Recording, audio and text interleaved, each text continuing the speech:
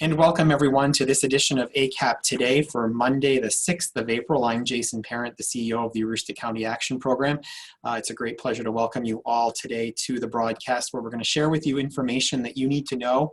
And then our interview of the day today will feature folks from the University of Maine at Presque Isle and from our own ACAP Hope and Prosperity Resource Center that have been working diligently over the last week and a half to set up a wellness shelter at the Wedeen Hall Gymnasium at the University of Maine at Presque Isle. So we'll be joined in a little bit by Ben Shaw, who is the Chief Business Officer at the University of Maine at Presque Isle, by Heidi Rackliffe, who is a Program Coordinator and Hope and Prosperity Resource Center Director here, and also by Amber Tierney, who is a family coach for ACAP, and they'll all join us in just a few moments. But first, here's the information that you need to know today.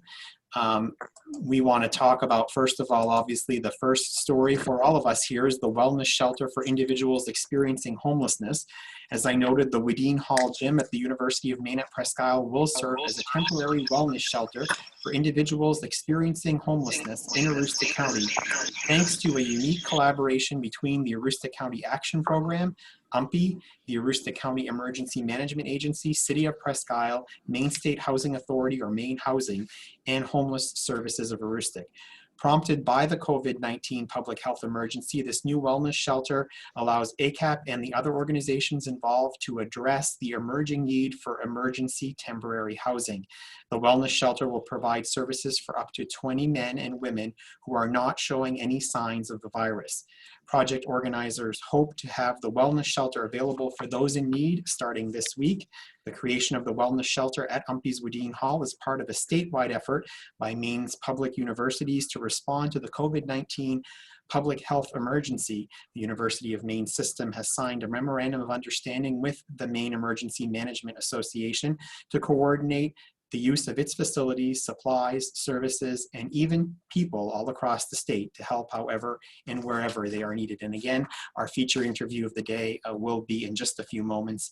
But first, other reminders for you out there. The Aroostook County Action Program offices are closed to the public, and that will be the case through at least the 30th of April. We will let you know and update you on this date as we reassess that future opening. A reminder that AroostookCommunity.com is the website where you can get help and give help in this pandemic.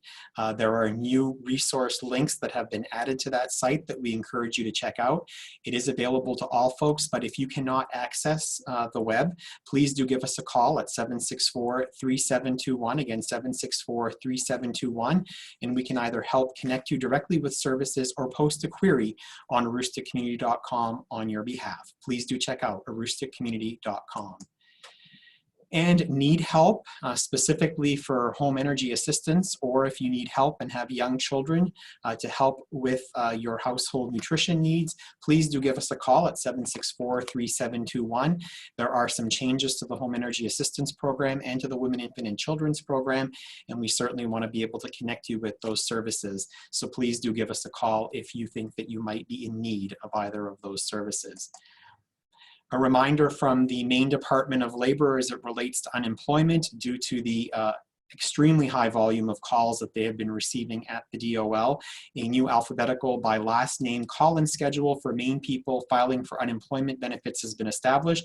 The new schedule, which started officially today, will help reduce phone line congestion as the department ramps up its capacity to receive and process claims. So starting today, Maine people seeking to file for unemployment by calling the 800 number with the DOL with the last names beginning A through H should call on Mondays. Tomorrow, Tuesday, you want to call if your last name begins with an I through Q and R through Z on Wednesday. Now don't worry if you don't get in on one of those days. Thursday and Friday will be left unassigned for those who missed their alphabetical day or need to call at that time. So please do, if you are in this situation, please do reach out to MDOL, but on the days assigned if possible. Also want to remind folks that foreclosure help is available through the Aroostook County Action Program if you feel like you're going to get behind and face possible foreclosure because of changes in your household income. You're not sure about your options or your responsibilities, please do reach out to our home buyer and foreclosure counselor here at the agency, Greg Doak, to discuss your specific situation. Greg can be reached at the number or the email address on your screen. And our big story of the day, the wellness shelter for individuals experiencing homelessness. It's a pleasure to welcome to ACAP Today our three guests for today. We are joined first by Heidi Rackliffe, who again is the director for the Hope and Prosperity Resource Center here at ACAP. Heidi, welcome. Thank you. Thank you for having me. Great to have you on. And joining Heidi is Ben Shaw from the University of Maine at Presque Isle. He's the Chief Business Officer. Ben, thank you for being with us. Thank you. Glad to be here. And lastly, joining us also along with Heidi right in the new wellness shelter is Amber Tierney, who's a family coach here at ACAP. Amber, how are you? Hey, all. I'm good. Thank you for having me. Great to have you on. So let me start with you first, Heidi, about how did this all come about? Probably about a week and a half ago, our partners, the Homeless Service of Aroostook, had identified that they were at capacity. When the virus came and regulations had come out from CDC to make sure that there was spaces between all folks in order to try to reduce the spread of the virus, they unfortunately came to a situation where they no longer could allow entry to additional individuals. ACAP was reached out by many different partners in the community looking for alternative options, whether that be funding for motels or what have you. And it became to the part where we were going almost, I think about 7. We had about 7 individuals who had no other shelter whatsoever. And as a community, we knew that it was our role to step up. Community action agencies believe that our mission is to be the needs, find the needs in the community and help with the conclusion. And that's exactly what we did, was reach out to UMPI after we saw ability to partner with them. Great, and that is where UMPI comes into the picture. And Ben Shaw, University of Maine at Presque Isle has been a phenomenal partner on this, and no delay, no worrying about processing. We've taken care of details. And why was it important, and how has UMPI engaged in this process? Yeah, it's been important for us to be a part of this. This is an interesting and challenging time for many. We obviously want to support those that are experiencing different challenges, much like homelessness. We obviously felt we had a role to play, so we really went all in. And that's why we've tried to really bring all our resources to bear in terms of people, really, that we've got a great team that's wanting to support this and has gotten behind our efforts. So we've been able to turn things around very quickly, more so than we probably have done in the past on things, just because we felt this was such a critical need. So again, we're really excited to be a part of it and happy to help. And this is really part of not only an UMPI effort, but a University of Maine system-wide, Maine's public universities responding to the needs of the state at this particular time. So getting this facility set up really was based upon some other work that's happening across the state. And of course, UMPI's always leading the charge when it comes to things like this, but there's definitely cohesion amongst the college campuses in moving this forward. Yeah, absolutely. The entire University of Maine system has really realized we have a lot of different things that we can offer to the state of Maine as we go through this pandemic, whether that be people, whether that be places, whether that be resources that we have that we can offer, whether that be from the research. So the system as a whole has entered into an agreement with the Maine Emergency Management Agency, and we're bringing those resources forward to make sure that we're ready and are making sure that we're putting facilities and people at the ready to support different things as they come forward. So we're glad that we're able to take part of that up here in Aroostook County and do what we can to support the individuals up here. But yeah, this is a statewide effort and we're proud to be a part of it. It's been phenomenal, Ben, and on behalf of all of us, all of the other partners involved in this initiative, we want to make sure that we extend our sincere appreciation, our deepest appreciation to the University of Maine at Presque Isle and University of Maine system for not only seeing the need, but responding to it and doing so quickly. Amber Tierney, you are at the facility with Heidi Rackliffe, and this opportunity for you is one that I think that you had been hoping for, because the work that you do here every day at the Aroostook County Action Program, working with individuals who are experiencing homelessness, who are otherwise housing insecure, is something that you're very passionate about. So what's it like to be in that facility just basically a little over a week after we started talking about it? It is very exciting to be on the ground, seeing a vision come into reality, to see not only a thought but a hope in an otherwise hopeless situation come from conception to reality. It's just exciting, it's invigorating, and this is why at Aroostook County Action Program we do what we do. Right. You had been working with a number of the individuals who had relied on our services, who were experiencing homelessness through the Hope and Prosperity Resource Center. And when we had to close that down a few weeks ago, I know that that was a difficult moment for all of us. But the opportunity to work with folks in this capacity as we go through this challenging time is one that you're embracing. Oh, absolutely. We don't stop what we do. Because the world around us changes, we adapt and continue to serve and continue to offer hope in this dark and desperate time. It's what we do, and it's what's going to set us apart, because Aroostook County Strong is what we're showing. We're showing that we're not here in deed alone, or in word alone, but we're also here in deed. Indeed. Now, speaking of that, Heidi, I know that you work very closely with UMPI officials and Emergency Management Association. We must acknowledge Darren Woods and his great work in this initiative. You took every precaution in establishing this facility to make sure social distancing was going to happen. And tell me about some of the precautions and the measures that you've taken. We definitely have probably gone to, I don't want to say the extremes, but tried to be as prepared as we could, thinking of every single situation and what options we would have available. All staff that is going to be working here are going to have various types of training within the next few days to be able to serve clients to the best of our abilities. We have thought of temperature checks we have that are going to be completed daily. We have a plan for individuals who may maybe test positive for symptoms that could be related, not necessarily related, but what isolation factors are going to go in for them into play. Everything that we possibly could have, we have enacted. We have screening questions prior to entry to try to separate individuals even more. It's been an ongoing piece, and it's something that we know that we are going to be changing regularly as different situations come up and things change. As we know, we are constantly adapting as things go on. But for right now, the procedures and policies that we've set forth have been praised, and we've been complimented for how fast we've acted and how much detail we have put into play into all of our policies and procedures. So we're really going to go forth and give it the best effort that we have right now.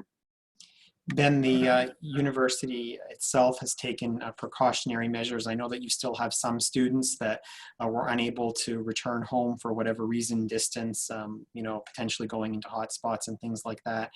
But the university's not only taken necessary precautions to ensure that those who are remaining on campus are safe and healthy, but also extended support other than just the use of the facility as well. Yeah, that's correct. We do have a number of individuals that have stayed, and we're supporting them through a lot of different things in terms of efforts just to keep, when we're in this unique environment and social distancing, just making sure people are still staying engaged as best they can. So yeah, we're doing everything we can to maintain their safety while making sure that, while they're away from home in this challenging time, they feel like they are still a part of something. And we're all in new territory here. But again, I think that's one thing that, as someone said earlier, that's strong about Aroostook County is when we have something like this, we can come together quickly and we can find ways to make sure we persevere through it. Indeed, Ben. Now we're looking at shots of setup that happened earlier today at Wadeen Gymnasium. But Amber Tierney, I think that you have the sort of opportunity to move around on the floor down there and sort of walk people through and see some of the precautions that both Heidi and Ben are talking about. And there you are behind Heidi. Heidi, we may want to mute your audio so we don't end up with a there. All right, so Amber, walk us through. Hi, so I decided that the best way to walk you through would be to start at the beginning. So we'll come right at our main door here. As people enter the one locked access place that we have to cut down on where people are coming in and going out of, you'll come right to our window here, which will be a check-in window, which will have a checklist that people go through. It'll have temperature checks. It'll be screening questions that are asked. And also within this window, there will be given out hygiene kits. There will be given out bedding. Beds will be assigned. All of that will happen. This is the think tank, so that's pretty exciting. We'll come right this way. Follow me. Oops. And so you'll enter into our main facility. The big divider will be up in the room, but on this side we will have Heidi, obviously, but we will have tables for eating. And as you notice, we've separated people on each end to maintain social distancing. We've also staggered eating times to help cut down on group populations joining together all at once. We'll also have some areas for recreation and different things because, hey, we're all stuck inside for 24 hours at a time. We've got to keep busy or we're all going to lose our minds. Over here, so we've separated it half and half. So women will be on one side, men will be on the other side. Right now you're seeing some of the cot preparations for the women's side. We're still a work in progress, so try not to judge too harshly. But this is kind of the general flow of things. And we'll go right out here into the hallway where all of the residents that will be staying here will also have access wonderfully by UMPI staff, set of computers to access to continue working on job searches or housing options, which is what we were doing in the Hope and Prosperity Center. And we're very active and looking forward to being able to continue that. So out here we have access to some microwaves and little refrigerators, all put in part and helped out by UMPI. It's really been a team approach and a team effort, and it's really exciting. We also have laundry and shower facilities on hand. It was really the perfect place and the perfect partners. We're so glad everybody's at the table. Welcome, thank you for touring with us, and it's a really exciting opportunity. Great, thank you so much, Amber. That was a great tour. Heidi, Rackliffe, there are obviously some needs that we had beyond the wonderful support of our partners, which I would be remiss not to mention Maine Housing and their extraordinary role in all of this, in being responsive and very active and engaged in the planning of this. But I wanted to share that over the weekend and talk a little bit about this, that we discovered there were some other needs and the community's really come forward to help.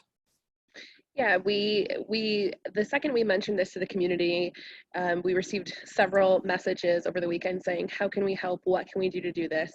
And I think that's the big kicker here, is because people have questioned, why are we focusing solely on this population? I've been asked that a few times, and I want to make sure to take a second and say that it's really easy to think about all of the precautions that people are taking with COVID. Wash your hands frequently, have access to hand sanitizer. What does an individual who is experiencing homelessness do in a situation if they don't have access to running water, hand sanitizers, all of those pieces? And that's why this population is focused at this point. I did want to say that. I know that wasn't your question. I'm sorry, Jason. But so anyway, individuals did come out and say, what can we do to help? So we did have a wish list that was created on Amazon, and we added items that individuals could contribute to individuals that would help make their stay a little easier. We have pillows and bedding and socks, just some different items that folks could utilize while they're staying here. And we had so many donations come in already. They keep coming in. We continue to get messages, I think, which only speaks volumes to the community and the citizens that we have here. it's not something that we can do alone, and every little bit helps. Every person can have a part in this, and that's what we want to do, is to make this a community effort. So we're looking now on screen at the place where you can go online on Amazon.com. And Heidi, the best part about this is that folks go online and they don't need to touch any of the items. They don't need to worry about how they get them to a place where we're trying to have people stay home at this time. It can all happen online and get delivered, correct? Correct. That was the luxury and why this was thought of to do it this way, was because individuals can shop in the comfort of their home and still contribute by not having that touch. That it took away the component of the dangers of going to the store. You know, it's being encouraged that everybody stay away and stay home as much as possible. But how do you still help? You can still help, and it's by going to that link and trying to donate something for somebody else. So just and it go gets on. sent right to our office. It gets sent right to the facility to be able to implement whatever we receive for donations right away to the individuals we're serving. That's excellent. And so people just go on to Amazon and they can navigate there, or search for Aroostook County Action Program, or how does it work? Yep, so you just go on, if you go onto our ACAP Facebook page, you'll actually see a link which will take you right to the shopping, the wish list. It's Aroostook County Action Program Wellness Center. A wellness shelter is what the link will be to find the wish list. Great. All right, Ben Shaw, before we leave, last thoughts from you on this partnership and the opportunity for the university, which is always an engaged partner in the community, to engage in this way at this time. I think you've said it right there with the question, Jason. It's just given us a chance to engage and take part in something like this. It gives us an opportunity to have a purpose with something. Our world as the normal business, if you will, of the university has really been turned upside down with our students all leaving. So for us to get a team and get working behind something as important like this has been really good for us as well. So it's been mutually beneficial. So like I said earlier, we're happy to be a part of it and looking forward to supporting you as you get this going. I think it's important to note at this time that you are all still very actively engaging with students, and classes have continued online, and so the university is still very active, just in a virtual way. Correct. Great. Well, Ben, thank you so much. Amber, any last thoughts from you out in the entryway there at Hall? No, I just want to add one more thank you to everyone who's been involved, sent positive thoughts, given gifts, volunteered your time. Any way that you stepped up to the plate during this time, your actions haven't gone unnoticed. We are so deeply thankful and grateful for everything that the entire community together is doing. Without you, there's no us. So thank you from the bottom of our hearts. Couldn't have said it better myself. Heidi, anything to add to that at all? I don't know how you compete with that. That is, she took the words right out of my mouth. No words to say thank you. Wow. Truly no words. This has been a humbling experience, and we haven't even started yet. So. Well, thank you very much to the three of you for leading this initiative for us. And just again, the list of partners in addition to UMPI and ACAP is broad. It includes the Aroostook County Emergency Management Agency, which I noted earlier, the City of Presque Isle that provided some of the materials in there, the curtain dividers and the like, to help people have privacy in the facility. Also the Maine Housing, which has been a critical partner in homeless services of Aroostook. So thank you to all of them. Before we leave you, just a reminder that we do want you to keep in touch. We're certainly in this together. Please do reach out to us by phone or at info-acap@acap-me.org. The website, the aroostookcommunity.com website is also available. Please do check us out on Facebook, where we post these daily. Our website, acap-me.org. And also please do check out our YouTube channel for a number of videos, including some wonderful ones of some of our early care and education professionals reading to young children, or some of our professionals in prevention reaching out to the community in unique ways as well. And then lastly, as we've been ending in the last week, our snapshot of the day. Today's is the Brady Bunch. Here's a story of a great agency. So this is the shot, the screen capture from our 12 noon ACAP Pandemic Operations Team meeting. We meet each and every day. at 12 noon to troubleshoot and hear all of the great things happening across ACAP and Aroostook County. This is what it looks like, the opening theme song of the Brady Bunch plus a few additional squares. So, and our IT manager in this shot is playing Marsha, Marsha, Marsha. That's Kirsten Cherry, who's making the magic happen behind the scenes. So thank you all for joining us for this edition of ACAP Today. We'll be back with another episode tomorrow and some valuable information for helping you all get through this pandemic and what services and support we might be able to provide. So again, thank you all and have a great rest of your day.